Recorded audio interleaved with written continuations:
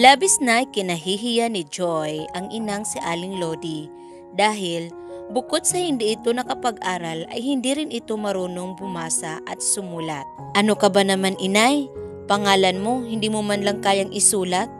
Inis na sambit ng dalagita nang minsan magpapaperma siya sa ina ng report card.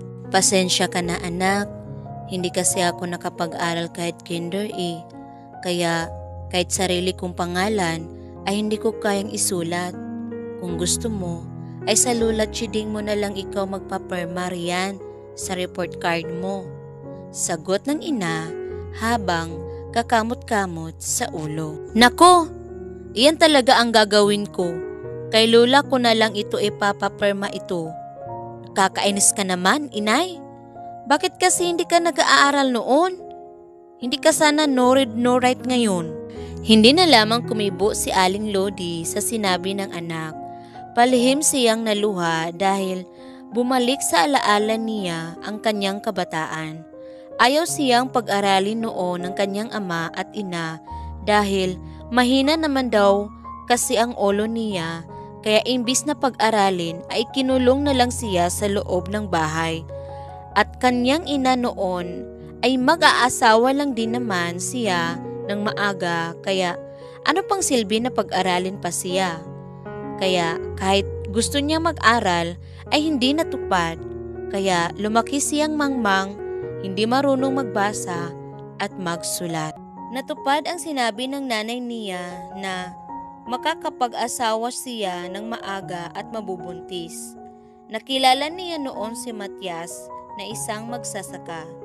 Nagkaibigan silang dalawa hanggang bumuo ng pamilya, ngunit di nagtagal ang kanilang pagsasama.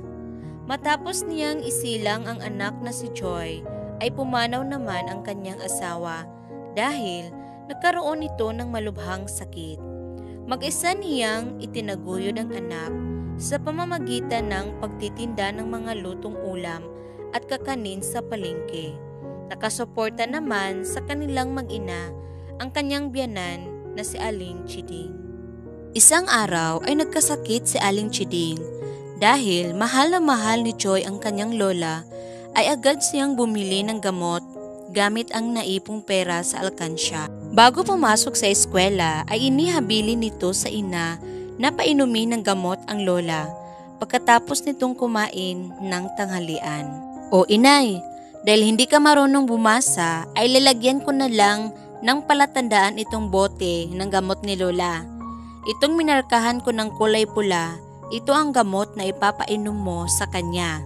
Wala kang gagalawing ibang gamot dito, kundi ito lang. Paliwanag ni Joy sa ina. Sige anak, naiintindihan ko, sagot naman ni Aling Lodi. Nang sumapit ang oras ng pag-inom ng gamot ng matanda, ay agad na kinuha ni Aling Lodi ang gamot sa medicine box at ipinainom iyon sa kanyang biyanan. Ngunit maya-maya ay bigla na lamang nahirapang huminga ang matanda na labis niyang ikinabahala. Diyos ko, anong nangyayari sa iyo inay? Kinakabahang tanong ni Aling Lodi sa biyanan. Humingi siya ng tulong sa mga kapitbahay nila para dalhin sa paggamutan ang biyanan. Nalaman ni Joy ang nangyari at nagmamadali itong pumunta sa ospital para malaman ang lagay ng kanyang lola. Sinabi ng doktor na sumuri kay Aling Chiding na maling gamot ang nainom nito. Mabuti na lamang at naagapan at hindi nagkaroon ng komplikasyon ang kalusugan ng matanda. Galit na sinubatan ng dalagita ang ina. Ano ka ba naman inay? Di ba minarkahan ko ng kulay pula ang gamot na ipapainom mo kay Lola? Bakit ibang gamot pa rin ang ipinapainom mo sa kanya? Dalawa kasing bote ng gamot ang may markang kulay pula. Nakalimutan ko kung alin doon sa dalawa.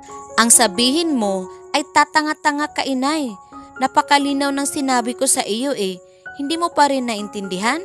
Napakabobo mo talaga. No read no write ka na nga, ang tanga mo pa. Paano kung may masamang nangyari kay Lola dahil sa kabubuhan mo, inay? Kung nakapag-aral ka sana, di kaya mong basahin ang pangalan ng mga gamot para hindi ka nagkakamali-mali.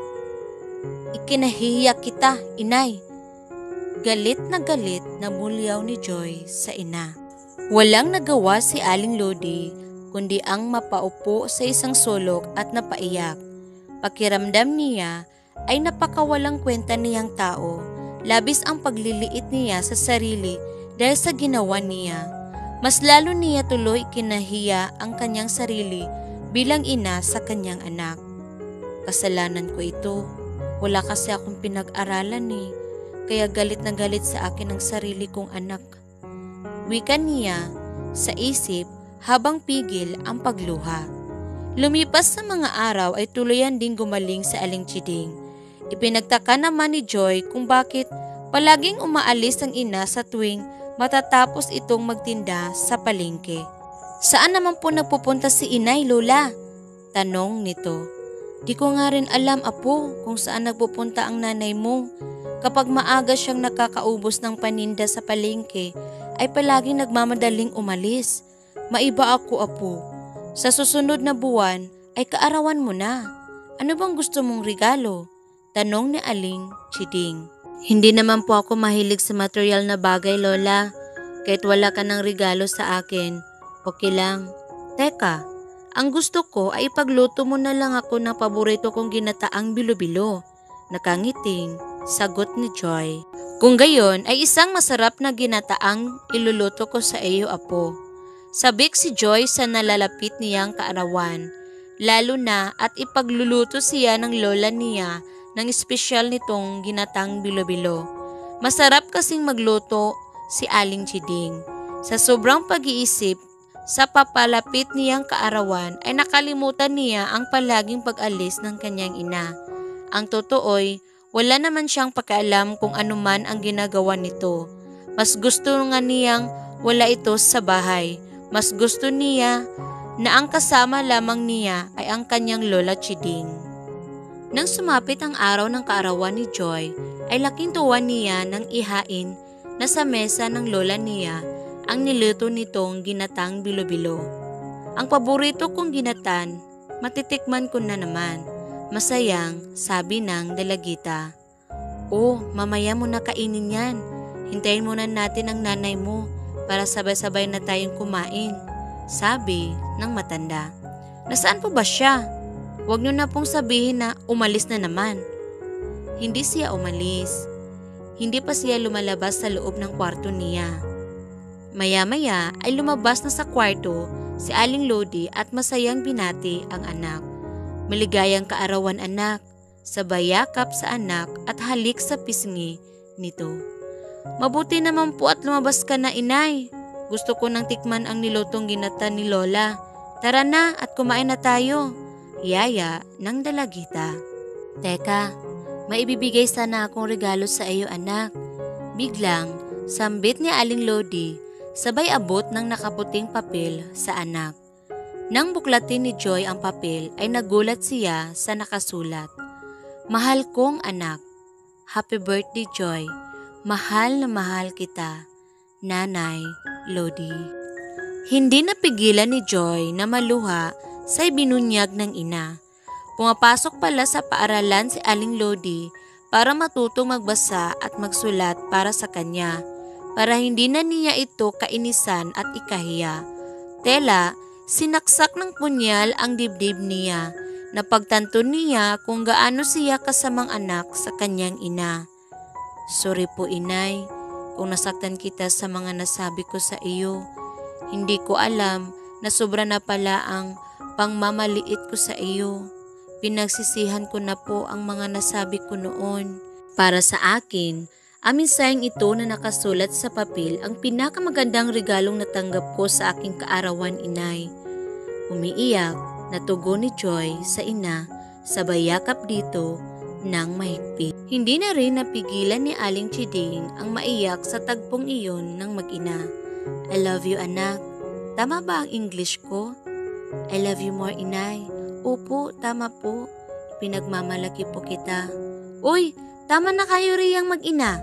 Kumain na tayo at lalamig ang niluto kong ginatan. Biglang hirit ni Aling Chiding. Nagtawanan ng tatlo at sabay-sabay na pinagsaluhan ang pagkain sa mesa. Hanggang dito na lamang mga katropa. Sana ay nagustuhan nyo ang kwentong ito. Maraming salamat sa patuloy ninyong suporta. Hanggang dito na lamang. Hanggang sa muli. Paalam and God bless.